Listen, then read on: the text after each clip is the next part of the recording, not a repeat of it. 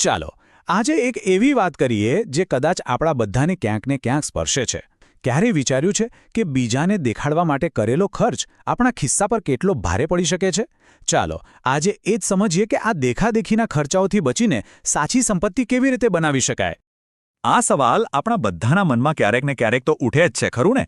શું મિત્રો કે સંબંધીઓને દેખાડવા માટે કરેલો ખર્ચ ખરેખર આપણી આર્થિક આઝાદી પર અસર કરે છે? તો ચાલો આજે આ જ સવાલનો જવાબ શોધવાની કોશિશ કરીએ. આપણે એવા સમાજમાં રહીએ છીએ જ્યાં ઘણીવાર મોંઘી ગાડી કે લેટેસ્ટ ફોનથી સ્ટેટસ નક્કી થતું હોય એવું લાગે છે. પણ સવાલ એ છે કે આ બધું દબાણ આવે છે ક્યાંથી અને એ આપણને કઈ દિશામાં લઈ જઈ રહ્યું છે? ચાલો એને થોડું ઊંડાણથી સમજીએ. અહીં જુઓ, આ તસવીર જાણે બે અલગ જ દુનિયા બતાવી રહી છે, નહીં? એક તરફ છે દેખાડા અને ખોટા ખર્ચાઓની દુનિયા અને બીજી તરફ છે બચત અને રોકાણનો સમજદારીભર્યો માર્ગ. તો હવે ચાલો આ બંને રસ્તાઓ પર થોડું ઊંડાણથી નજર કરીએ અને જોઈએ કે આ બે અલગ અલગ આદતો આપણને કઈ અલગ અલગ મંજિલ સુધી પહોંચાડે છે.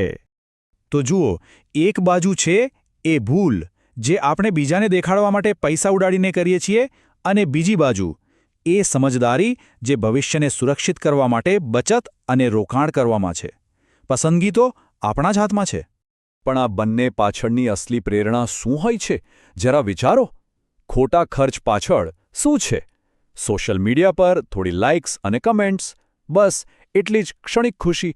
જ્યારે સારી આદત પાછળ એની પાછળ છે એક મોટું સપનું, પોતાના પરિવાર માટે એક સુરક્ષિત ભવિષ્યનું સપનું.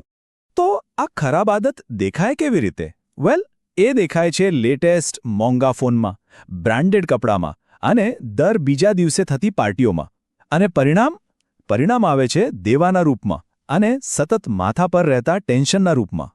હવે વાત કરીએ સારી આદતની. એ કેવી રીતે કેળવી શકાય? જુઓ, બહુ જ સરળ છે. શરૂઆત થાય છે એક સિમ્પલ બજેટ બનાવવાથી. પછી આવે છે નિયમિત બચત, ભલે નાની હોય. અને છેલ્લે એ જ બચાવેલા પૈસાને કામ પર લગાડવાના, એટલે કે રોકાણ કરવાનું. સિમ્પલ. અને પરિણામ? એ તો સાવ આસમાન જમીન જેટલું અલગ છે. દેખાડાનો રસ્તો સીધો દેવાની ઊંડી ખીણમાં અને ચિંતામાં લઈ જાય છે, જ્યારે બચત અને રોકાણનો માર્ગ એ લઈ જાય છે ફાઇનાન્શિયલ ફ્રીડમ તરફ, મનની શાંતિ તરફ. ઠીક છે, તો હવે એ સવાલ થાય કે આ બધું કરવું કેવી રીતે? આ સારી આદત કેળવવા માટે કયા નક્કર પગલાં લેવા જોઈએ? ચાલો હવે એ જ જોઈએ. આ 4 નિયમો ખરેખર આખી ગેમ બદલી શકે છે. સૌથી પહેલું, આપણી ઈચ્છાઓ અને જરૂરિયાતો વચ્ચેનો ફરક સમજો. બીજું, એક નિયમ બનાવો, પગાર આવે એટલે પહેલા બચત, પછી ખર્ચ. ત્રીજું, બચાવેલા પૈસાને કામ પર લગાડો, એટલે કે એનું યોગ્ય જગ્યાએ રોકાણ કરો. અને ચોથું, દેવું, એનાથી બને એટલા દૂર રહો. પણ સવાલ એ છે કે આ બધી મહેનત શા માટે કરવાની? અંતિમ લક્ષ્ય શું છે? જુઓ, લક્ષ્ય માત્ર પૈસા ભેગા કરવાનો નથી, પણ એક એવું ભવિષ્ય બનાવવાનું છે જે સુરક્ષિત હોય, જેમાં કોઈ ચિંતા ન હોય. આખી વાતનો સાર બસ આ એક જ વાક્યમાં આવી જાય છે: બચત કરો, રોકાણ કરો અને પોતાના માટે એક ઉજ્જવળ ભવિષ્ય બનાવો. આનાથી મોટી કોઈ સંપત્તિ નથી.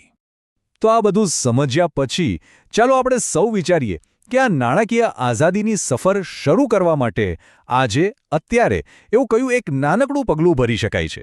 બસ એક નાનું પગલું.